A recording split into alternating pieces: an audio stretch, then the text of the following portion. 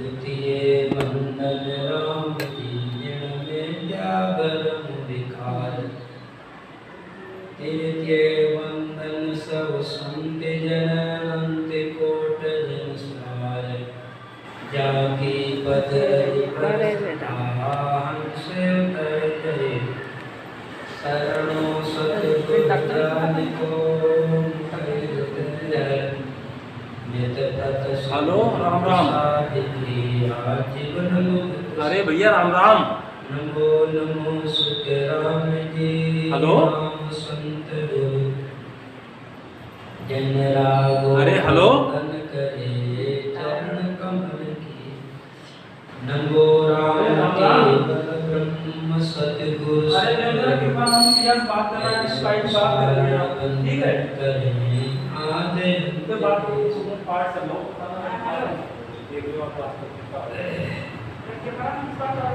राम गुरुदेव जी को श्री अनंत बार बार श्री सब संतान पर बार के माँ प्रणाम सहल सिर निभाए करूं मेरे चाहे राम राय जो भक्ति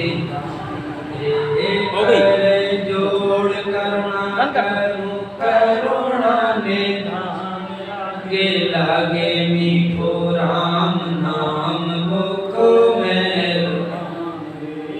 सर्वना सुनु तो राम रस न गुण तो वाणी में केवल तो राम संतोरा नाम के पतित दीजो नाम को नाम की पतित सुख शरण साची। दिन गुरुवरन श्री दयाब जी महाराज ने दिन हो परम दयाल सतगुरु सुब्रह्म जी महाराज ने अनंत श्री राघोदर जी महाराज ने अनंत श्री सुखशरण जी महाराज ने राम गुरुदेव जी महाराज ने सतगुरु वाणी जी महाराज ने राम सभा सुराम जी राम राम महाराज राम जी महाराज की असीम कृपा से सतगुरुदेव की दया और महसूस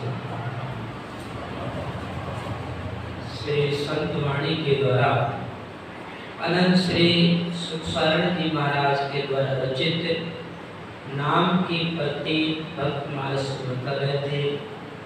नाम की प्रतीक भक्तमाल में आज राजा सुबह की टीका है। अरे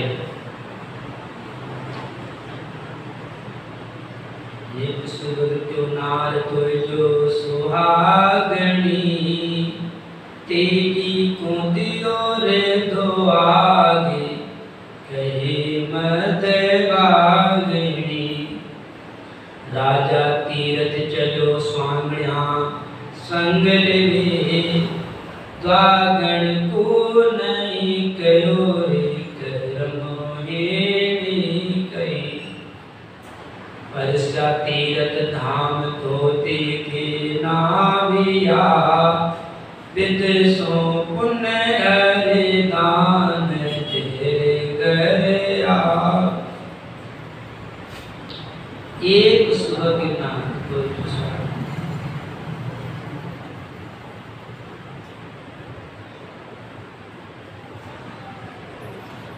एक सुबह करे तू नार तो जो स्वागणी।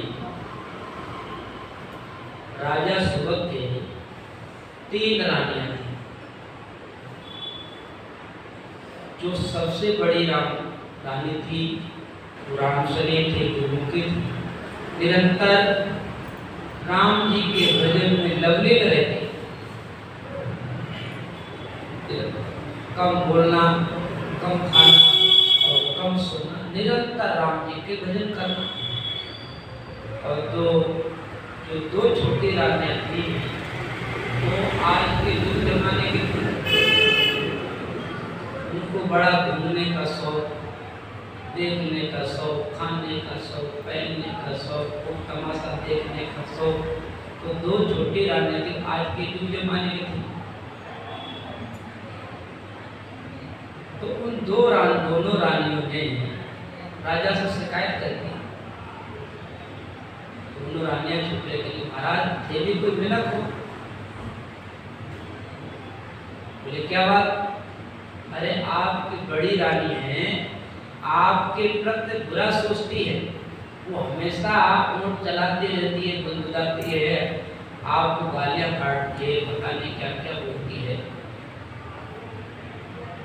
तो राजा कम दिमाग का था, तो उन रानियों की शिकायत करने से तो राजा ने बड़ी रानी को त्याग कर दिया, जवाब दे दिया। तो राजा लोगों को कोई रानी की परवाह होती नहीं होगी, एक जोड़े तो अन्य के साथ शादी कर लेते, राजा तो राजा होते।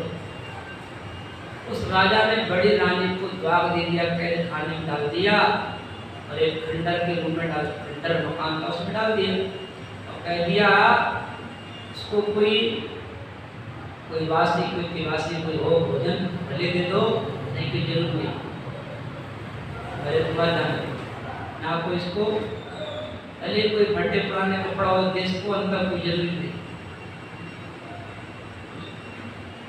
जवाब खाने में डाल दिया।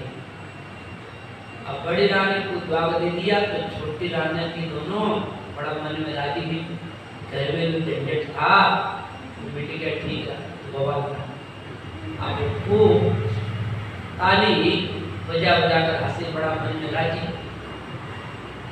एक दिन की बात है, उन दोनों रानियों ने कहा छोटी रानी राजा साहब कि बहुत समय हो गया है, अपने तीर्थाटन में नहीं गए, देशाटन नहीं गए, घूमने नहीं गए, चलो घूमने के लिए चलो।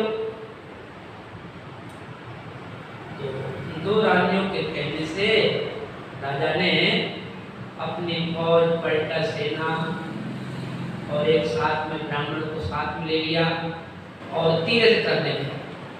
राजा तीर्थ चलो स्वांगना संग लेवी, त्वागण को नहीं कयो रे कर मोहिनी। राजा तीर्थ चलो स्वांगना, उस राजा ने तीर्थ में जाते समय दोनों रानियों को तो साथ में ले लिया, लेकिन बड़ी रानी को नहीं कहा, वो पर उसके ताकत कहाँ तीर्थ जाना, उसको साथ में नहीं लिया। द्वागण को ने कयो कर भेड़ी कही और परसा तीर्थ धाम धोते के नाबिया, विदेशों पुण्य हरे दान तेरे घर आवी। परसा तीर्थ धाम, अब वो राजा जिस तीर्थ में गया, तीर्थ में घना धर्म, जिस तीर्थ में गया उसकी दरिद्र दूर कर दिया, खूब धर्म पूर्ण करे, अन्न क्षेत्र खोल दिया, अन्न का दान करे, कपड़ों का दान करे, सब तरह से कपड़ों से, धन से, अन्न से खूब सेवा करे। दो टिकना जिस तीर्थ में जाता था वो पंडित जी महाराज उस राजा को एक धोती पहना करके विधि विधान से इसको स्नान कराते और संकल्प बुला करके उसको दान कराया करते। विदुषों पुनर्दान देकर आ गया। अब राजा तीर्थों में धना पूर्ण करके जब अपने देश को, अपने गांव को वापस आने लगा, पहली बार मुकाम पड़िया पंडिता कहो, आचो मोर ते काले आजियाई हो। पंडित जी महाराज कह के राजा ठहरो। पंडित जी कह के राजा साहब आप बहुत अच्छा काम करके आए हो, तीर्थ करके आए हो, धर्म पूर्ण करके आए हो और अभी तुम घर में प्रवेश कर रहे हो। अभी घर में प्रवेश करने का मुहूर्त नहीं है, और मेरी बात मानो तो आप अगर सुबह को घर में प्रवेश करते हो तो आपको बड़ा लाभ होगा। सुबह की घड़ी बड़ा लाभ ही लाभ है। पंडित जी के कहने से राजा ने गांव के किनारे बाग में डेरा डाल दिया। चारों तरफ से फौज सुरक्षा में खड़ी हो गई और अपने बाग में राजा और दोनों रानियां खूब अपनी मस्ती से आराम विश्राम करें। दिन भी तो मेरा सर्प के घेरियो, चौंतीस चुड़ियों कोटे पहुंचे फण फेरियो।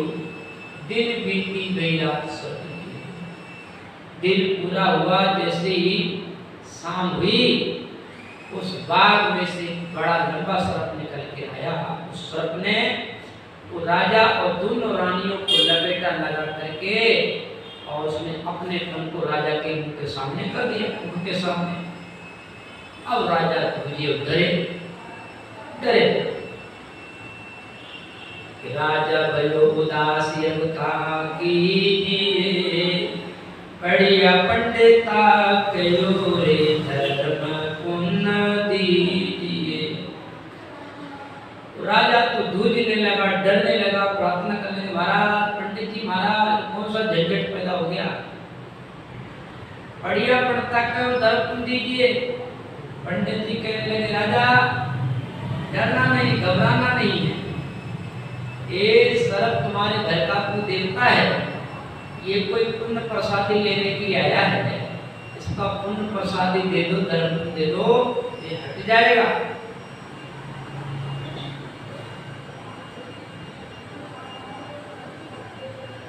अब राजा प्रार्थना करे, हे बाप जी नाम देवता कि मैं जो तीर्थ करके आया हूँ, आप एक दो तीर्थों का फल ले लो, मेरे को जीवित छोड़ दो, मेरे को छोड़ दो, जीवित छोड़ दो। अब वो सर्प अपना फन हिला करके मना करे, नहीं छोड़ूंगा नहीं। अब राजा फिर प्रार्थना करे, हे बाप जी हे नाम देवता ऐसा करो आप दो चार तीर्थों का फल ले लो, मेरे को जीवित छोड़ दो। तो सर्प फिर मना करे। राजा प्रार्थना करे, हे बाप जी नाम देवता आप आधे तीर्थों का फल ले लो, लेकिन मेरे को जिंदा छोड़ो। फिर भी नहीं माने, मरता क्या नहीं मरता। अब राजा तुझे करे प्रार्थना करे, हे बाप जी हे नाम देवता आप सब तीर्थों का फल ले लो, लेकिन मेरे को जीवित छोड़ दो। फिर भी वो सब हटे नहीं। आर्या तीर्थ विरत धर्म ने सब किया, और धर्म वेदने में दान वे प्राण दिया। अर्प्या तीर्थ विरत धर्म अब वो राजा प्रार्थना करे, हे बाप जी मैंने पिछले जन्म में कोई परमार्थ कोई अच्छा काम कोई धर्म पुण्य किया हो, कोई व्रत किया हो, वो भी आप पुण्य आपको मिल जावे, वो भी पुण्य आप ले लो, लेकिन मेरे को जीवित छोड़ दो। और धर्म में नेम दान उपरा दिया। उस राजा ने तरह तरह से धर्म पुण्य किया, दान दिया, लेकिन वो सर्प हटे ही नहीं, छोड़े नहीं इसको राजा को। एक दिवस दुई गया संकट भारी पड़ियो, सुख में उपजो के पाप पूरो कियो। एक दिवस तो गया, 3 दिन बीत गए, वो सर्प छोड़े ही नहीं, हटे ही नहीं। संकट भारी पड़ियो और सुख में उपजो के पाप पूरो कियो। राजा दुखी, बताओ ये सुख में दुख कहां से प्रकट हो गया, पाप पूरो कियो। अब राजा बार बार प्रार्थना करे, हे बाप जी हे नाम देवता मेरे को जीवित छोड़ दो। नरभासावी नाग निरपसु बोलही, त्वागण को काओ जाए कष्टे खोले। नरभासावी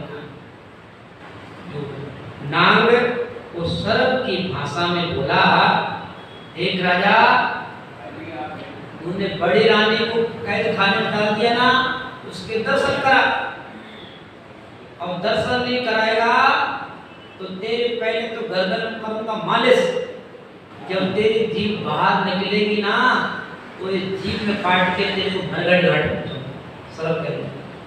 अन्था जल्दी कर, मेरे को बड़ी रानी की रामचंद्र रानी के दर्शन करा। द्वागड़ को जाए कष्ट का बोली, ये कष्ट तेरा तभी दूर होगा जब तू बड़ी रानी को दर्शन करेगा। अब वो सर्प अपने आप बीती कहने लगा, अपने ईश्वर की कथा सुनने लगा। मैं ही करता राज धर्म नाना किया, एक राम को नाम ने केवल नाम। अब वो सर्प मनुष्य की भाषा में कहेगा, देख राजा मैं भी करता राज,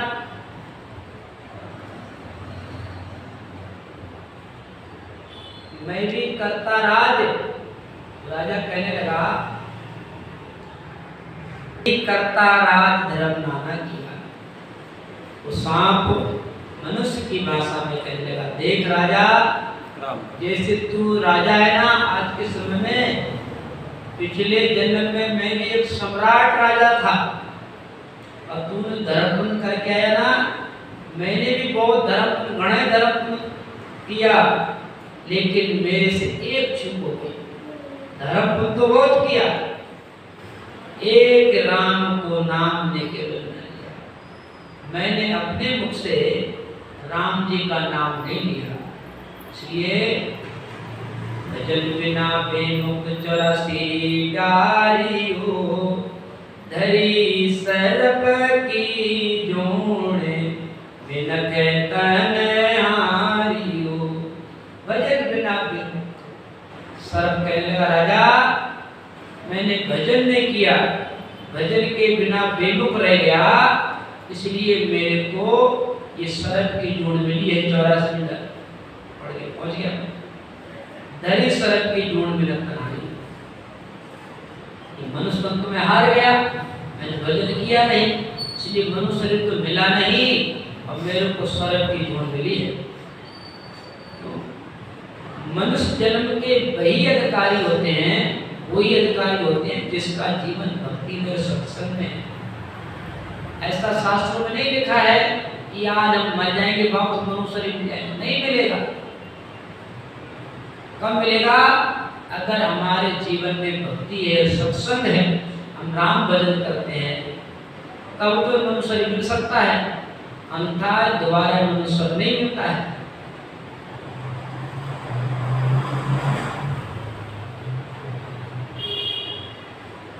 वाराणी हर भगत सपत कुले तारही, मेरो कर रे उदारे 84 तारे।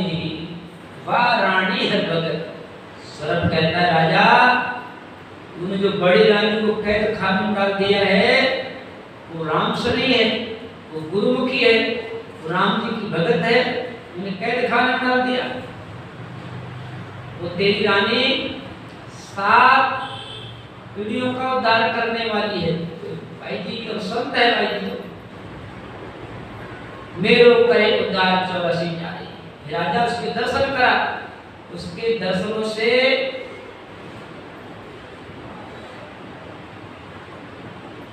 तेरा तो उद्धार हो जाएगा और मेरी 84 छूट जाएगी। दर्शन करा दे उस बड़ी रानी के।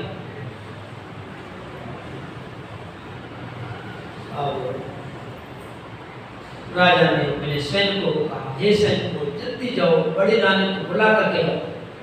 और सैनिक दौड़ते दौड़ते जाते हैं और उस रानी को कहते, रानी जी आपके पति पे, आपके राजा पे बहुत भारी संकट आ गया है। एक सर्प ने उसको घेर लिया है और लपेटा लगा करके सर्प ने उसको सामने कर दिया है। अब वो हटे नहीं, छोड़ ही नहीं रहा है। आप जल्दी करो उसको, अब रक्षा करो उसको। रानी सुनिया बात धर्म विचारी हो, मैं पत्नी हो क्या कियो रे पति नहीं तारियो। रानी ने सुना कि मेरे पति को सर्प ने घेर लिया। रानी आसमान का धर्म विचारियो। रानी ने सूचना सुनी और विचार किया, बताओ कि मैं पत्नी क्या कियो पति नहीं तारियो, मैं ऐसी पत्नी किस काम की कि मैंने अपने पति की रक्षा नहीं करी हो।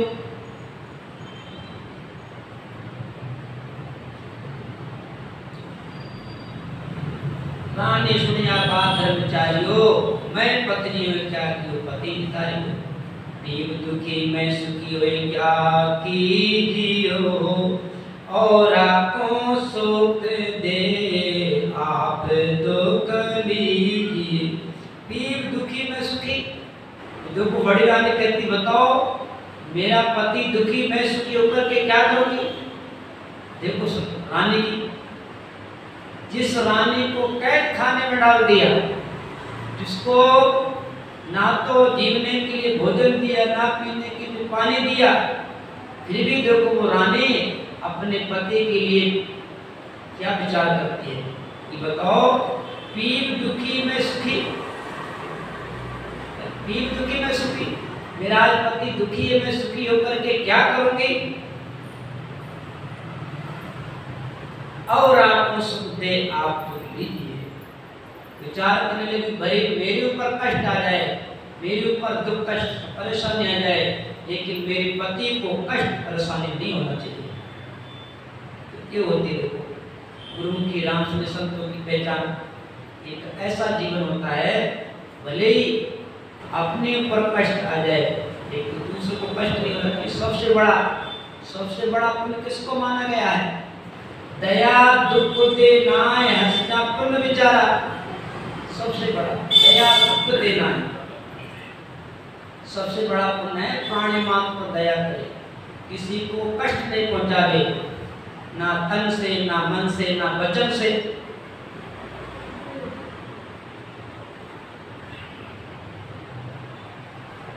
और जिसका परमात्मा से सच्चा प्रेम होता है ना, वो किसी से अपशब्द नहीं बोलता है, किसी से कट वचन नहीं बोलेगा। रानी रामसुनी थी, विचार करती थी कि पीर दुखी मैं सुखी हो क्या कीजिए, और आपको सुख दे आप दुख लीजिए। कयो सर्प को आए नाम सो दियो, द्रव्य रूप दे तारे परम मुक्ति गयो। जैसे वो रानी बाग में आई, वो सर्प देखा कि बड़ी रानी आ रही है, तुरंत वो सर्प वो राजा रानियों का लपेटा छोड़ करके दौड़ करके रानी के पास आया, वो खड़ा हो गया रानी के सामने। रानी ने कहा, अरे तूने मेरे पति को कष्ट दिया तो कष्ट दिया, वो दुख दिया। सर्प कहने लगा, रानी मैं आपके दर्शनों के लिए,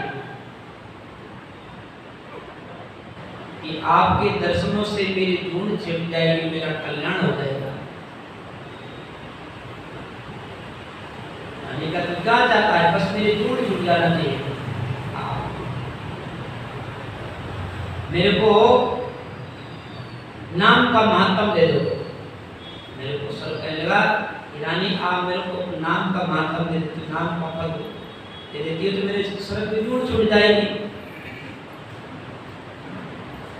कयो सर्प को आए नाम सो दियो, द्रव्य रूप दे धार परम मुक्ति गयो। उस रानी ने अपनी भक्ति का महत्व उसको दिया।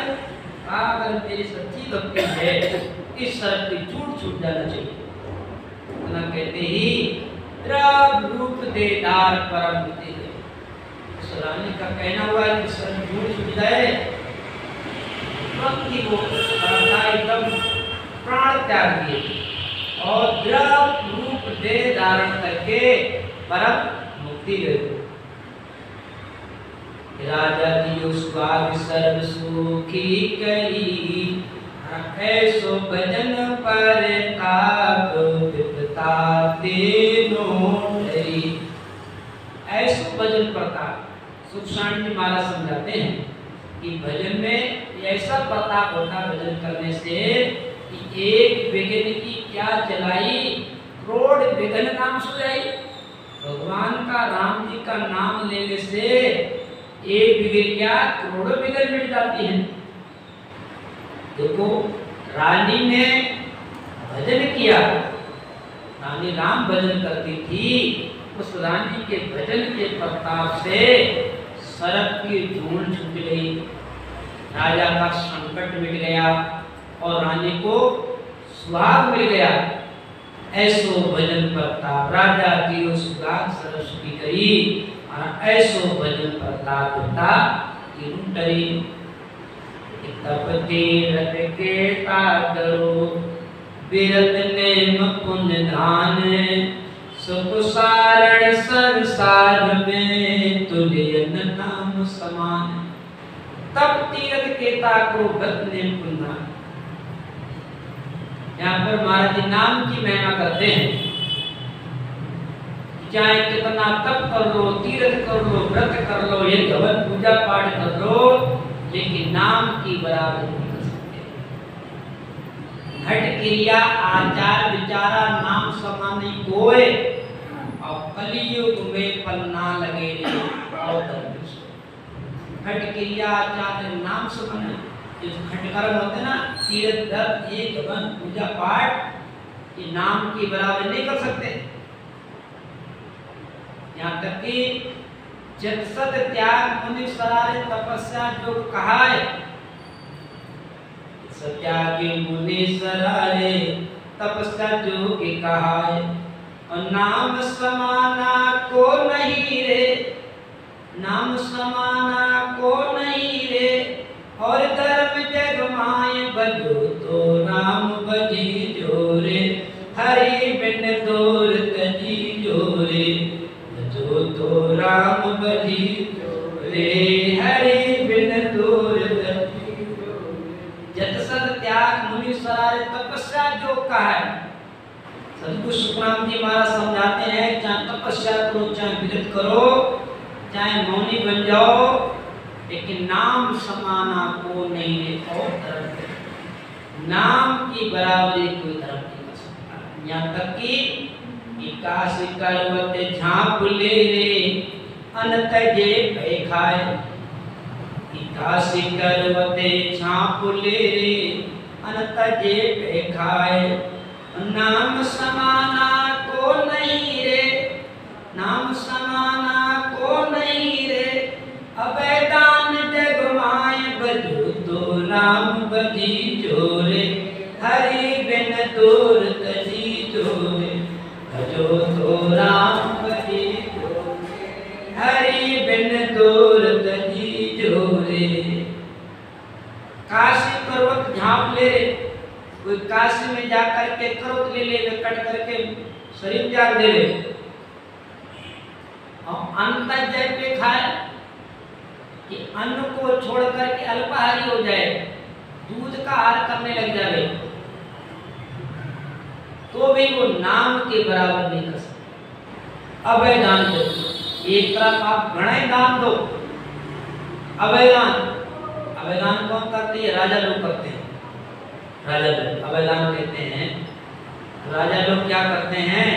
अपनी रानी को 16 श्रृंगार से सजाते हैं, 16 श्रृंगार करवाते हैं और खूब लाम झूमर टीका खूब श्रृंगार पहन करके अब राजा अपनी रानी को ब्राह्मण को दान दे देता है, दान में दे देता है। अब फिर वो कहता है कि राजा कहता है महाराज, पंडित जी महाराज, अब रानी को मैं खरीदना चाहता हूँ और आप जितना धन चाहिए पैसा चाहिए ले लो, रानी को वापस खरीद लेता है। अवैधान संसार ऐसे अवैधान माना जाता है। तो संसार में कन्यादान है, गोदान है, कई दान प्रकार के हैं, लेकिन नाम की बराबर नहीं कर सकते। कबीर साहब ये कहते हैं, कंचन महल सो मेरु है, कंचन महल सो मेरु है, गज हस्ती का दाना हो, कंचन महल सो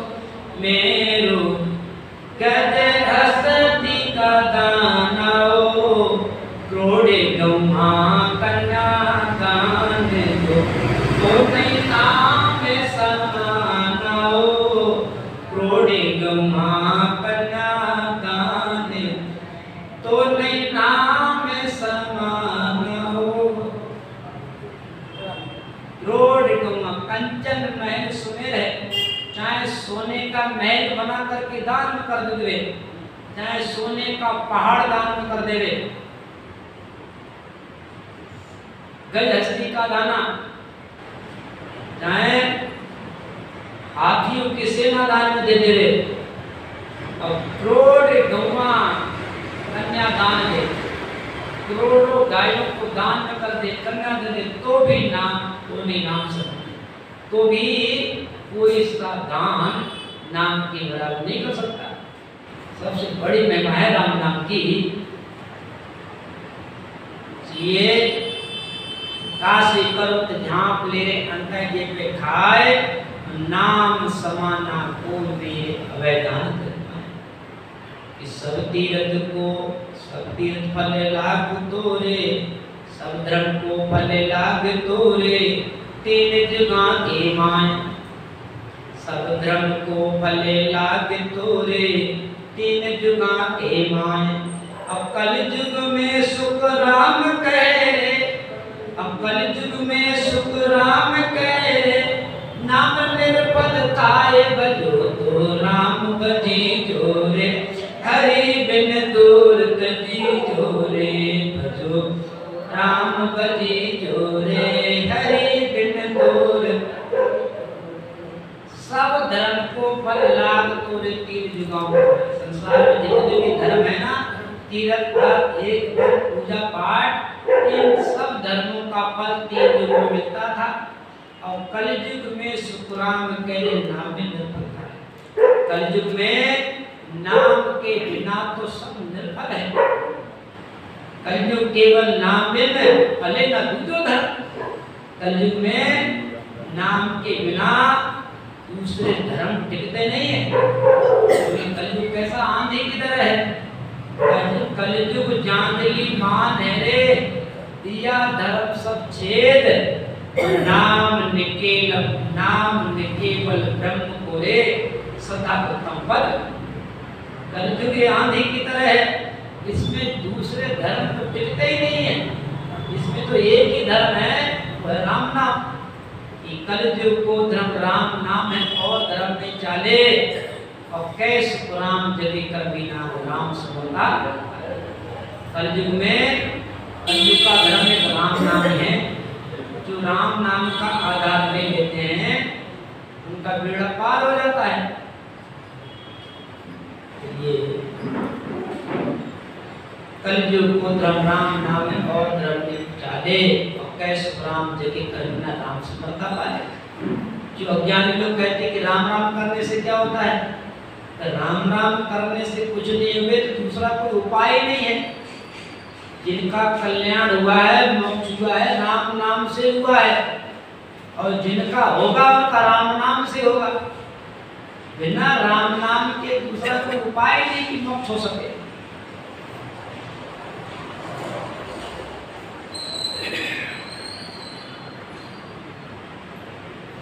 कलयुग को धर्म राम नाम है और धर्म में चाले। क्यों?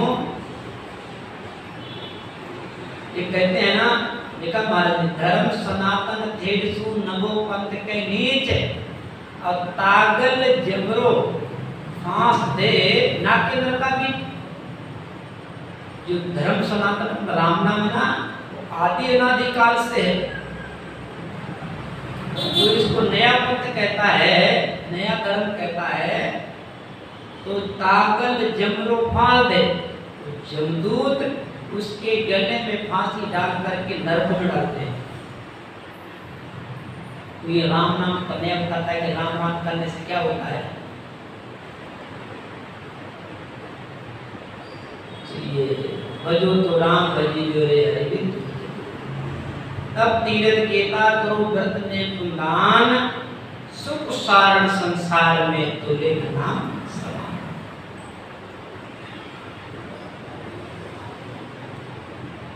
सभी मनोजन नाम की प्रत्येक मारु मारु कहता मुनि भयो, वाल्मीकि संत कृति सौ कोटि रामायण रे। नाम की प्रतीत सारु पांडवा को जेके कार्य नाम की प्रतीत बाबो संगी पंचायत रे नाम की प्रतीत सुन सुआ को सुख देव भयो नाम की प्रतीत हु गर्भ में गलतान रे नाम की प्रतीत प्रहलाद की प्रतिज्ञा रखी नाम की प्रतीत सुख सार साची हान रे बोलो राम। सुखसाण जी महाराज समझाते हैं जिन्होंने राम जी के नाम पर विश्वास कर लिया और जिसने इसको धारण कर लिया उनका तो जीवन ही सफल हो गया। जिसने राम जी का नाम लिया ये नाम की प्रतीत सारे पांडवों को जी का नाम की प्रतीत का आगे वाल्मीकि का सभी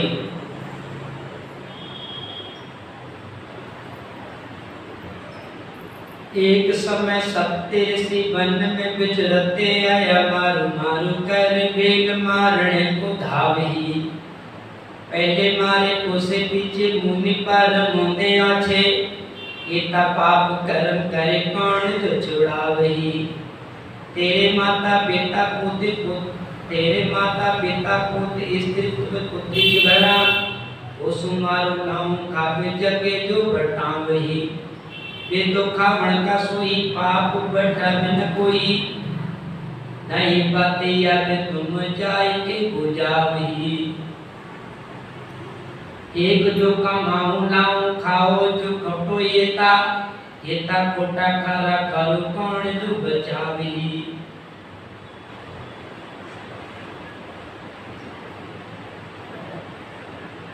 ये प्रसंग वाल्मीकि का प्रसंग उनकी ग्रंथ में भी सतगुरु राम जी महाराज प्रसंग सुनाया है वाल्मीकि का।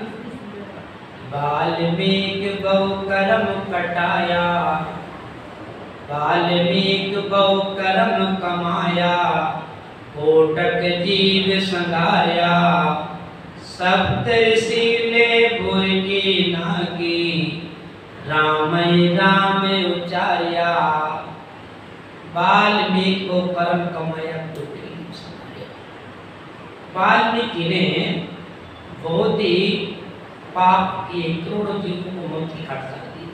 इनका प्रसंग ऐसे आता है कि वाल्मीकि जी ब्राह्मण के बच्चे थे। जब ये छोटा बच्चा थे तो गांव में रहते थे ब्राह्मण परिवार में थे। तो छोटा बच्चा वो घर से बाहर निकल गया घर से बाहर निकल गया तो घूमते घूमते खेत में जंगल में चला गया। जंगल में चला गया वो उसको भील ने देख लिया। भील ने उस बच्चे को देखा बहुत सुंदर बालक है। उस बालक को पकड़ करके ले गया। अब उसको जैसा खावे ऐसा उसको खिला दे।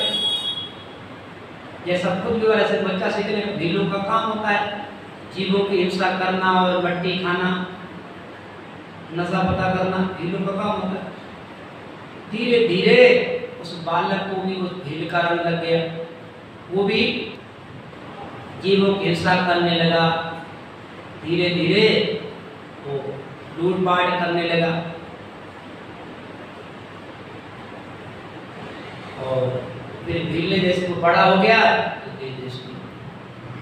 शादी कर दी इस बालक की। जब शादी कर दी फिर बाद में बच्चे भी हुए। अब वो धीरे धीरे लूटपाट करने लगा। उसका नाम भी पड़ गया रत्नाकर डाकू। रत्नाकर डाकू अब तो लूटपाट करे चोरी डकैती करे लोगों को मारे और कोसे। एक दिन की बात वो रत्नाकर डाकू जंगल में घूमने के लिए गया लूटपाट करने के लिए।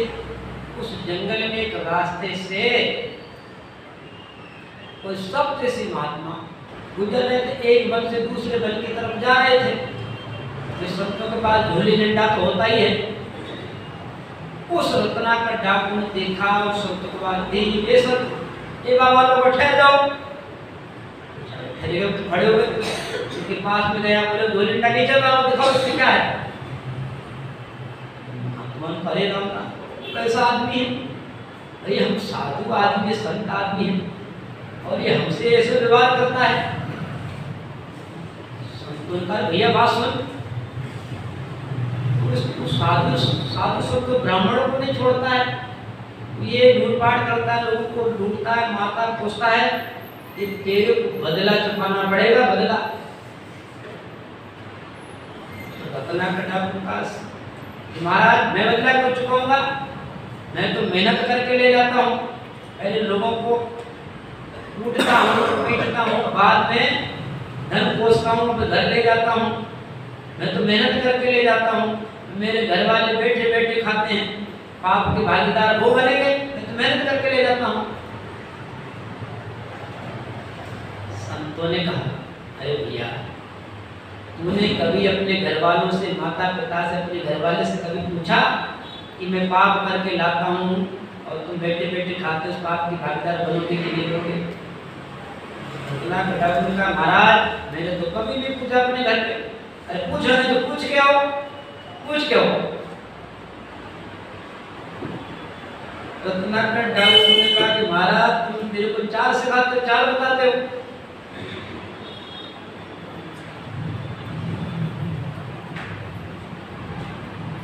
कि तुम मेरे को घर भेज दोगे, तुम यहाँ से भाग जाओगे गिल्ली डंडा लेकर के।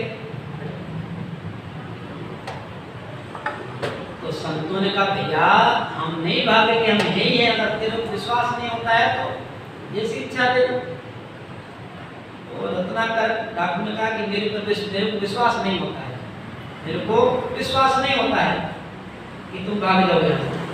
और रत्नाकर डाकू ने क्या किया, उन्हीं महात्माओं के कपड़े उतारे, उन्हीं कपड़ों से किसी के हाथ बांधे, किसी के पैर बांधे और उन्हीं के कपड़ों से उन्हीं महात्माओं को बांध करके वे जंगल में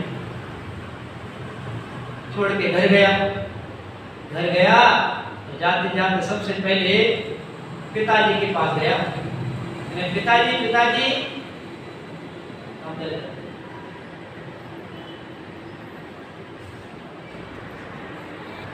दिन गुरु परम दयाल सतगुरु सुखराम जी महाराज ने दिन हो। अब वो रत्नाकर डाकू घर पे गया, सबसे पहले पिताजी से पूछा, लेकिन पिताजी कि मैं जो धन है लूट पाट करके कोस करके लाता हूँ, उसमें बैठे बैठे खाते पाप की भागीदार बनोगे कि नहीं बनोगे, पाप की भागीदार बनोगे? पिताजी ने हाथ उठाया, बेटा देख जो हमारा धर्म का हमने पूरा कर दिया। आपका क्या धर्म है? पिता ने कहा हमारा भी एक धर्म होता है, पिता का भी धर्म होता है। पिता का क्या धर्म होता है बताओ तो सही। पिताजी कहने लगे कि पिता धर्म तो सज गया, पुत्र दियो परनाए, पुत्र धर्म तो तब सजे, किया बंदगी जाए, किया बंदगी जाए। नार द्रौपद व्रत कहावे, चाकर को हम जाप पाछो नहीं लावे। गुरु शिष्य सुख राम कहे, धर्म कहावे सोए, गुरु तो उलट चढ़ावे, गिगन में तन मन अर्पे सोए। पिता धर्म तो सज गया, पुत्र दियो परनाए। वो पिताजी कहने लगे देख बेटा हमारा धर्म था तेरा पालन पोषण करना, तेरे को पढ़ाना लिखाना और धंधे में लगा देना, हमारा काम तो हमने पूरा कर दिया। और पुत्र धर्म तो तब सजे किया बंदगी जाए। पुत्र का धर्म क्या है? जब तक माता पिता का शरीर है, माता पिता मौजूद हैं तो उनकी सेवा करे, अन्न से, भोजन से, कपड़ों से, धन से उनकी सेवा करे, सब तरह से सेवा का ध्यान रखे, गोली दवाई से सब तरह से ध्यान रखे। ये पुत्र का धर्म होता है। और पुत्र से किया मत की जाए। समझा कि मैं पाप करके लाता हूँ, इसके पाप के भागीदार पिताजी नहीं बने, हो सकता माता जी बने। माता जी के पास गए, माता जी जो मैं धन लूट करके कोस करके लाता हूँ, इसके पाप की भागीदार बनोगे तुम? माता ने हाथ में, बेटा तुम नहीं बने, जैसा कर्म करोगे वैसा तुमको भोगना पड़ेगा।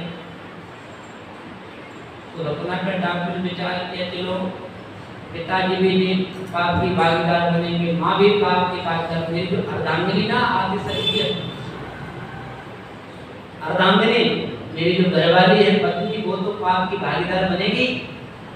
अब वो अपने पति के पास गया, मैंने कहा देवी सुन कि मैं जो धन लूट करके मार करके कोस करके लाता हूँ, तू बैठे बैठे खाती है, तब पाप की भागीदार बनेगी नहीं बनेगी?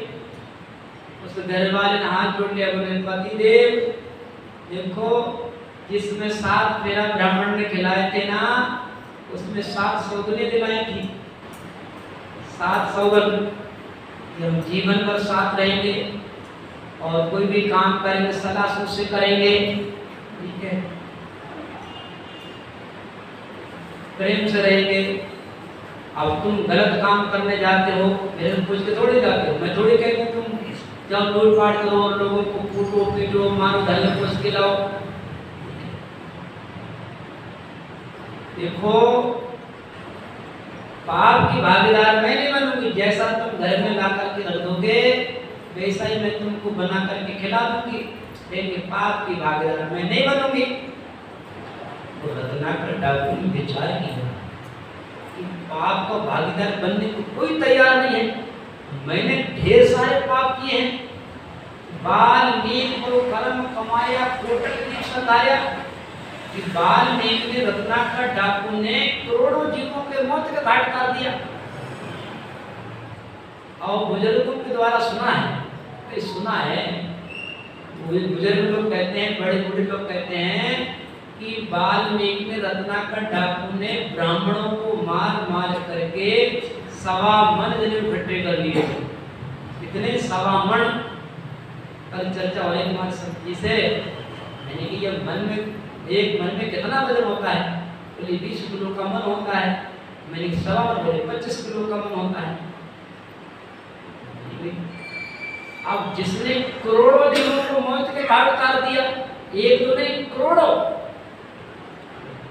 ब्राह्मणों को मौत के घाट उतार दिया, तो हो सकता है कि 1.25 मन जने भट्टे हो जाए।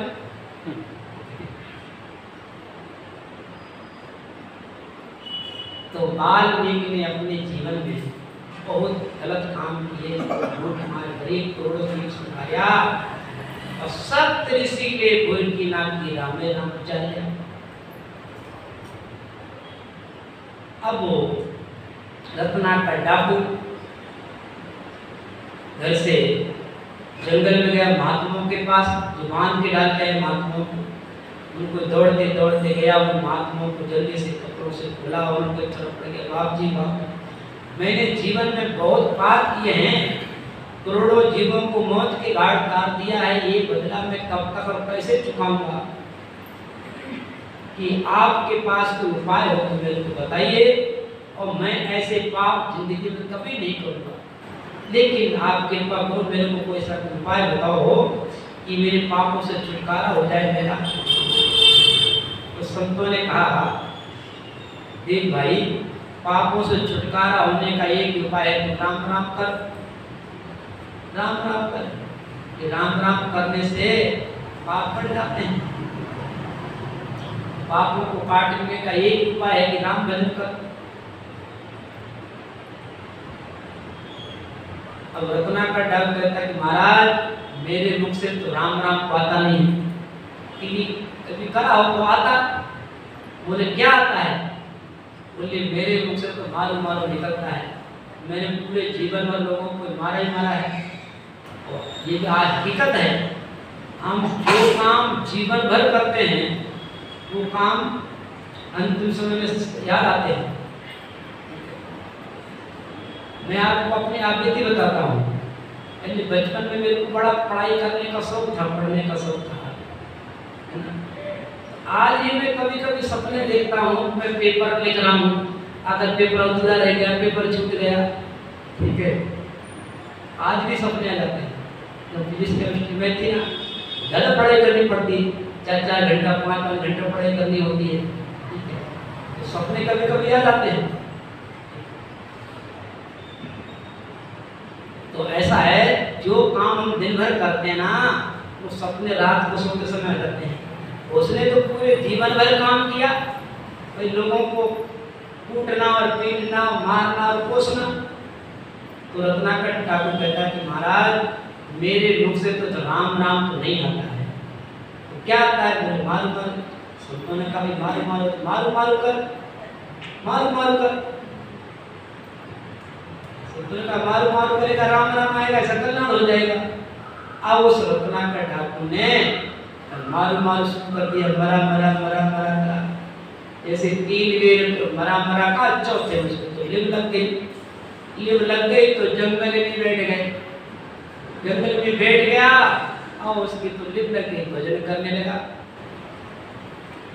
24 वर्षों तक एक ही आसन पर बैठे बैठे राम नाम करते रहे। वाल्मीकि शरीर था उसमें, शरीर का मिट्टी बन गया, उसमें उदाई छा गई, उदाई प्रवेश करके उसके अंदर।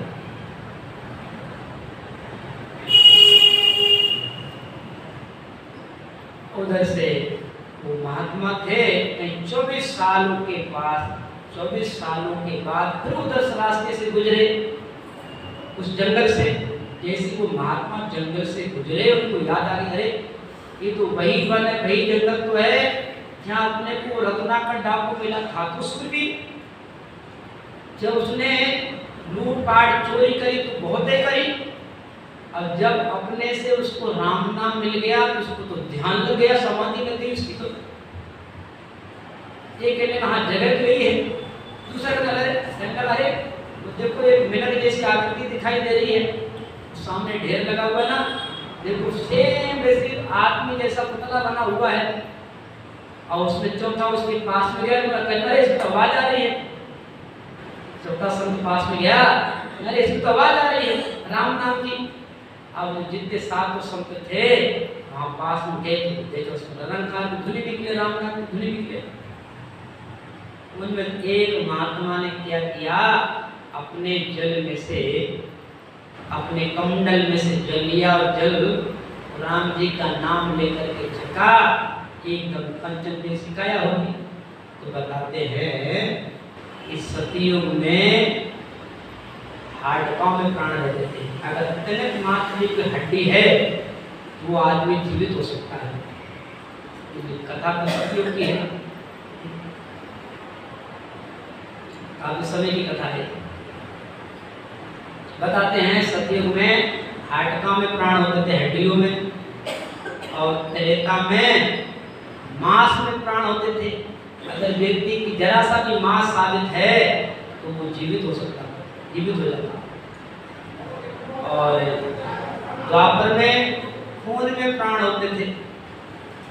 अगर शरीर में तनक भी कहीं भी खून है तो वो जीवित हो सकता, जीवित हो जाता। और कलयुग में जिसका अन्न छूटा उसका घर छूटा।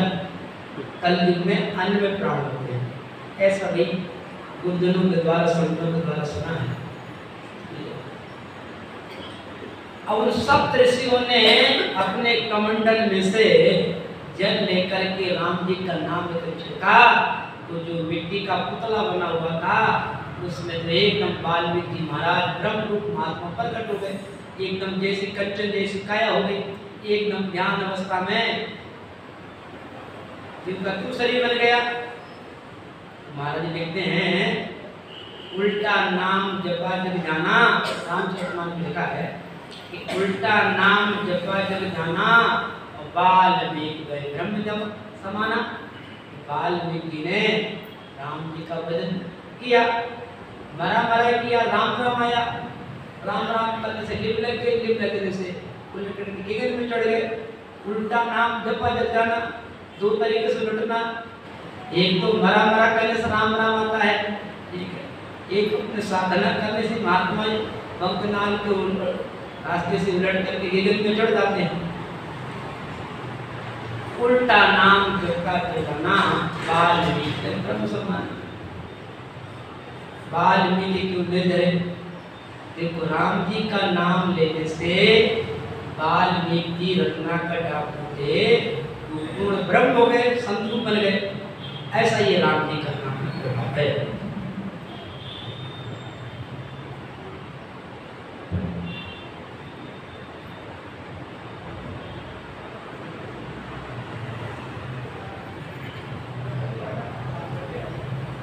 तीन बेर मारू मारू चौथे पे लावही, द्वादश पर से दोनों राम राम राम रतन कार रटियो, कट्या करम सारा पापी मुनि पद पावही। झणकार रणकार रे रे होए गई, हमारे कुंजार कुंज नाम गणनावही।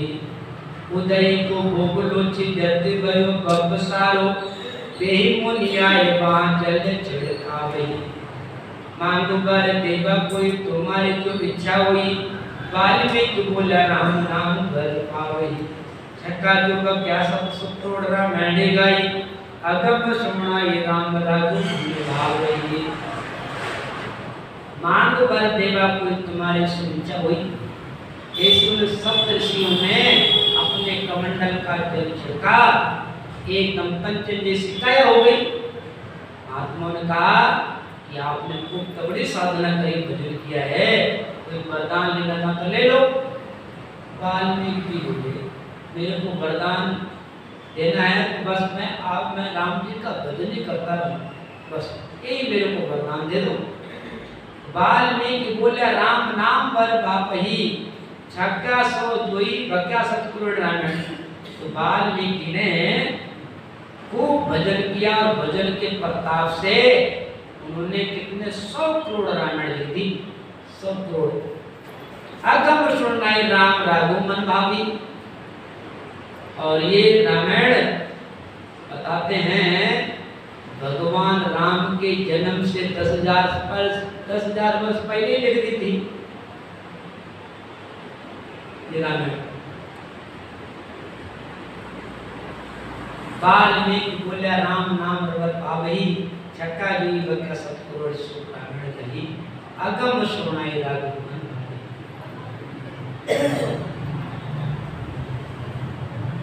अब समय ने जवाब दे दिया है, अब सीधे बैठ करके थोड़ी देर राम भजन करेंगे। आज हमारे गुरु भाई कृपा राम जी महाराज से एक उपदेश करेंगे।